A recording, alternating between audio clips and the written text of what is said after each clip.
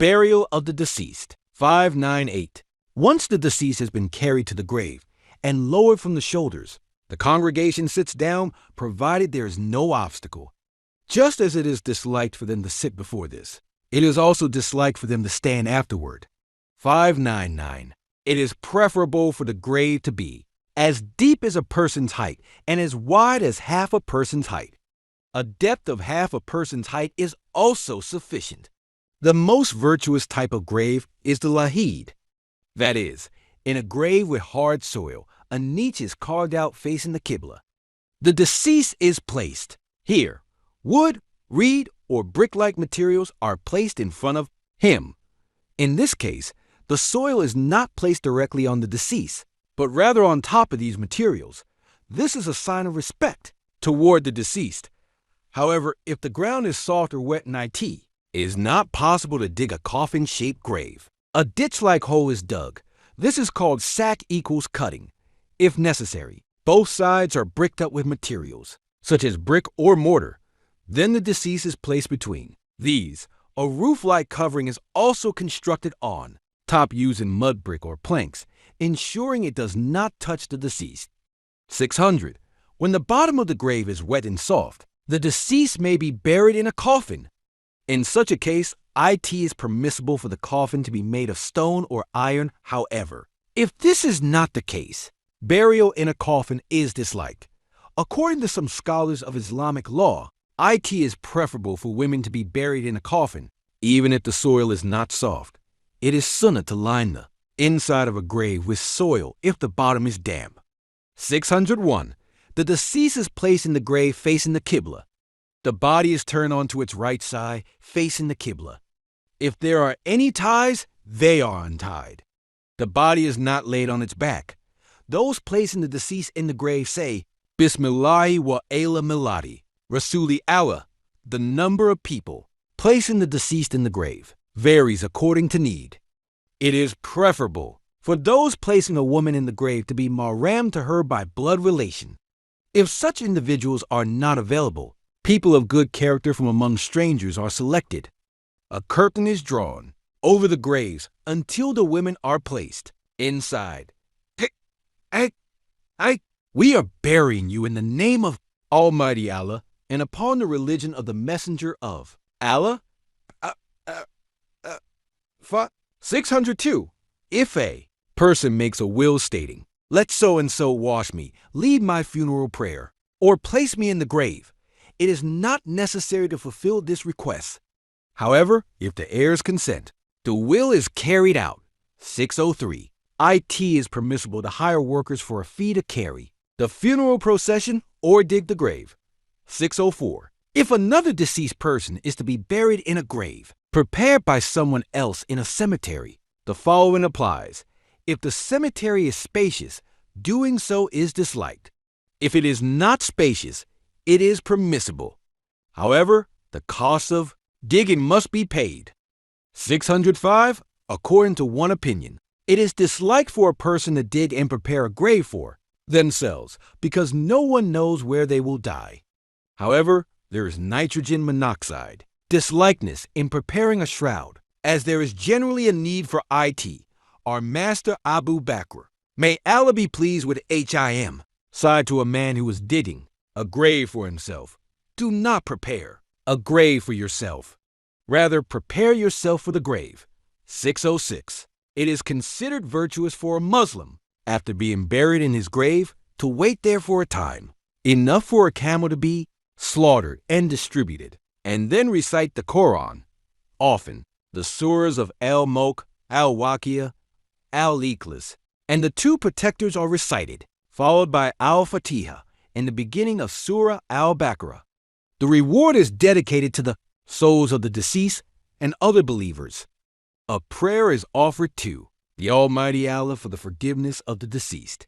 It is not appropriate for the Muslim brothers and sisters to disperse immediately after the deceased is buried. The soul of the deceased becomes accustomed to their presence, is prepared for the questions to be asked, and awaits the mercy of Almighty Allah. Our Prophet Muhammad PBUH would not return immediately after a funeral was buried. He would remain at the grave for a while and say to the congregation, "Ask Almighty Allah for forgiveness for your brother and pray that He grant him peace." He will now be questioned. 607. It has been deemed permissible to recite the telkin at the grave of a Muslim who has reached the age of accountability and has been buried. Specifically, immediately after the burial, a person of good character stands facing the deceased's face. Addressing him, he calls out 3 times, "O so-and-so, O son of so-and-so," such as, "O Osman, O son of Zainab," 3 times. If the names of the deceased and his mother are unknown, one says, "O Abdullah, son of Hava." Then the following is said, "O Abdullah, son of Zainab. Remember what you testified to, that there is nitrogen monoxide God but Allah, and that Muhammad is the messenger of Allah, and that paradise is true, and the fire is true, and the fire is true, and that the resurrection is true, and that the reward is certain, with nitrogen monoxide doubt about it, and that Allah will raise those in the graves, and that you are content with Allah as your Lord, with Islam as your religion, with Muhammad, peace and blessings be upon him, as your prophet, with the Quran as your guide, with the qibla as your direction of prayer, and with the believers as your brothers. My Lord is Allah. There is no God but He. In Him I place my trust, and He is the Lord of the mighty throne. Meaning, O Abdullah, O son of Zainab, speak the testimony of faith as you believed, and practice in your life. I bear witness that there is nitrogen monoxide God but Allah, and that Muhammad is the messenger of Allah. Verily, paradise is true. It exists. Hell is true. Resurrection after death is true. The day of judgment is true. There is nitrogen monoxide doubt about this. Allah, the Exalted, will resurrect those in the graves and gather them at the place of assembly. Remember that you have accepted that Allah is the Lord, that Islam is the religion, that Muhammad, upon whom be peace and blessings, is the prophet, that the Quran is the guide, that the Kaaba is the qibla, and that believers are brothers. 3 times, O Abdullah, say, there is no God but Allah. It has also become customary to say the following 3 times. O Abdullah, say, there is no God but Allah. Say, my Lord is Allah. My religion is Islam, and my prophet is Muhammad. Peace and blessings be upon him, my Lord. Do not leave him alone, for you are the best of heirs. Meaning, O Abdullah, say, there is nitrogen monoxide God but Allah. Say, my Lord is Allah. My religion is Islam. My prophet is Muhammad. Peace be upon him, O my Lord. Do not leave this departed one alone. You are the best of heirs. Maybe, through such recitations and inspirations, the Exalted Allah will forgive the deceased in ease. The answer to the questions in the grave. According to one opinion among Hanafi scholars, reciting such words after burial is neither mandatory nor prohibited. According to the Malikis, such recitations are recommended while the departed is on the deathbed. Performing it after burial is disliked. According to the Shafis and Hanbalis, performing telkin is recommended. 608a. Muslim may bestow the reward for the prayers he has performed, the fast he has observed, the Quran he has recited, and the charity he has given, whether the recipient is alive or deceased upon a single Muslim, or upon all Muslims. This is permissible. This reward is bestowed upon them, and it is expected by Allah's grace that each will receive the same reward. 609. It is disliked to throw the excess soil removed from the grave back onto the grave. However, according to Imam Muhammad, there is no harm in doing so. Those present at the burial should throw 3 handfuls of soil onto the grave, the first time saying, Min halaknakum, we created you from the earth. The second time, Ve minha nu'idukum, we will return you to the earth. And on the third, and from it, we will bring you forth again. We will resurrect you from the earth once more, is recommended. There is nitrogen monoxide objection to sprinkling water on the grave. Graves are raised about a span or less above the ground. It is recommended. To shape IT like a camel's hump, it is not made flat or plastered. However, a grave that has become uneven may be leveled with soil. 610. It is recommended to bury the deceased during the day. Burial at night is not disliked. However, it should not be done at night unless absolutely necessary. 611. If a person dies on a ship and cannot be brought ashore due to distance or any other reason, and there is fear that the body will decompose if left waiting, the body is washed and shrouded. Then, after prayer is performed over them, they are placed on their right side facing the qibla and cast into the sea. According to a tradition transmitted from Imam Ahmed, a heavy object is also tied to such a deceased so that IT may sink to the bottom of the sea. According to a tradition transmitted from Imam A, a heavy object is also tied to such a deceased so that IT may sink to the bottom of the sea. According to the explanation of Imam Shafi, if the dead body is near an Islamic country, IT should be securely tied between two planks and then thrown into the sea so that the waves may wash IT ashore, where it can be recovered by Muslims and buried. This is also how IT has been transmitted to US 612. It is recommended to bury a person who has died or been killed in one of the cemeteries in the area where they were found. There is no objection to transporting the body to another cemetery located 1 or 2 miles away before burial. There is a difference of opinion regarding transporting the body to a more distant location. According to one view, the body may be buried even at a location farther than the distance of a journey. There is no disapproval in this. However, once buried, the body can nitrogen monoxide longer be exhumed and moved. This is permitted only for necessary reasons, such as if it was buried in another person's grave.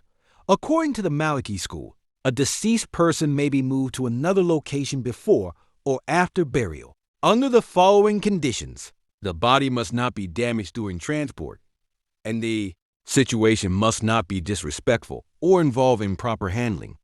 Additionally, there must be a valid reason for the relocation. Such reasons may include the fear of flooding, the desire to be closer so the family can visit, or the belief that the destination is a blessed place. If none of these 3 conditions are met, moving the body is forbidden. According to the Hanbalis, IT is permissible to move the body to another location both before and after burial, provided IT is based on a valid purpose, such as moving it to the side of a righteous person or to a blessed place, provided that it is believed the odor will not change. According to the Shafi'is, moving the deceased to other places is fundamentally forbidden. If they have made it a custom to bury their dead somewhere other than their own towns, they may transport them there. IT is also Sunnah to transport the bodies of those who died near Mecca, Medina, Jerusalem, or the cemeteries of the righteous to these places, provided their smells have not changed. However, before they are transported, they must be washed, shrouded, and prayers must have been performed over them. Otherwise, their relocation is forbidden. As for relocating them after they have been buried, this is only permissible in cases of necessity, such as burying the deceased on land unlawfully seized. It is permissible to move them from there to another place at the owner's request. According to Imam Mawardi's explanation, being buried without having been washed, the burial site being flooded, and the ground becoming damp are also among the reasons that necessitate the exhumation of the grave and the relocation of the deceased to another place. 613.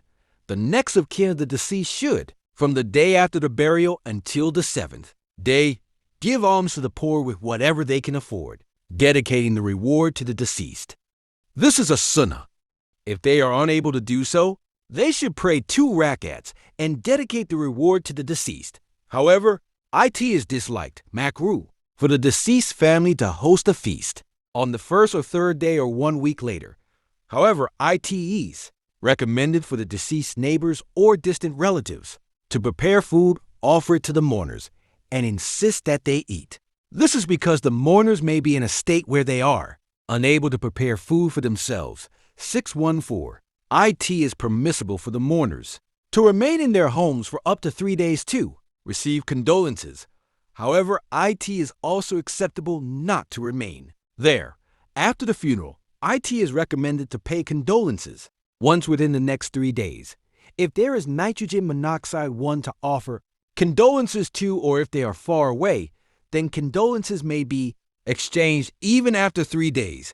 Condolences offered at the cemetery or at the door of the deceased home are considered innovations, bid'ah, and disliked, mekruh. Repeating condolences is also disliked. One should offer condolences to someone who has suffered such a tragedy with words such as, "May Allah the Exalted grant you beautiful patience and abundant reward," and offer consolation. The person who has suffered the misfortune should also demonstrate submission to Allah by saying, "Inna lillahi wa inna ilayhi raji'un," equals we belong to Allah, and to Him we shall return.